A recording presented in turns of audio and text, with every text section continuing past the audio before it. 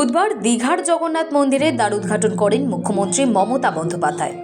পাশাপাশি ঘোষণা করেন মন্দিরের ছবি এবং প্রসাদ সারা পশ্চিমবঙ্গের প্রতিটি ঘরেই পৌঁছে দেওয়ার ব্যবস্থা করা হবে। আগামী দিন আমরা চেষ্টা করব, আমি আইএনসিএ ডিপার্টমেন্টকে দায়িত্ব দিচ্ছি, এই মন্দিরের ছবি এবং একটু করে প্রসাদ হলেও সামান্য সববার বাড়ি বাড়ি পৌঁছে দেওয়া সারা পশ্চিমবাংলায় এবং সারা ভারতবর্ষ যত বিখ্যাত মানুষ আছেন যারা ভালোবাসেন তাদের কাছে পৌঁছে দেওয়া।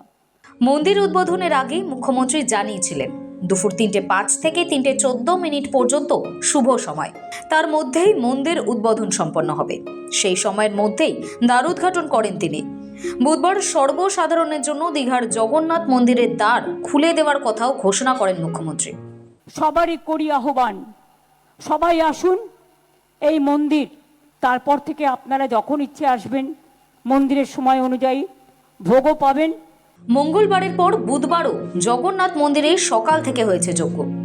বন্ধ দরজার ভেতরে জগন্নাথের বিগ্রহের প্রাণ প্রতিষ্ঠার কাজ শুরু করেন পুরীর জগন্নাথ মন্দিরের অন্যতম প্রধান সেবায়েত রাজেশ দৈতাপতির নেতৃত্বে পুরোহিতরা। ছিলেন ইসকনের কর্মকর্তা তথা দীঘার জগন্নাথ মন্দিরের ট্রাস্টি বোর্ডের অন্যতম সদস্য রাধারমন দাসও। পরবর্তী সময়ে একটি সাংস্কৃতিক অনুষ্ঠানেরও আয়োজন করা হয়েছিল।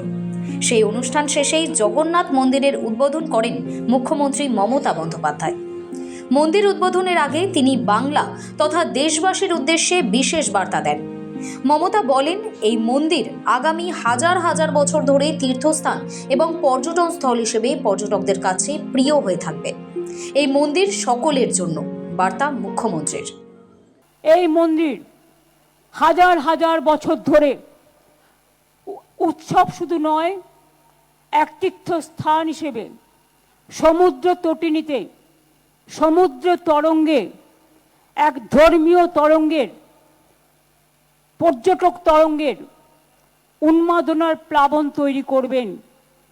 জগন্নাথ মন্দির উদ্বোধনকে কেন্দ্র করে সোমবার থেকেই সৈকত শহরে পুণ্যার্থীদের ভিড়।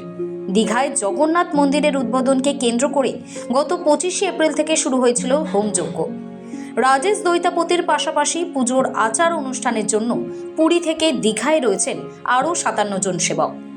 এছাড়াও ইসকনের 17 জন সন্ন্যাসীর তত্ত্বাবধানে চলে যজ্ঞের কাজকর্ম।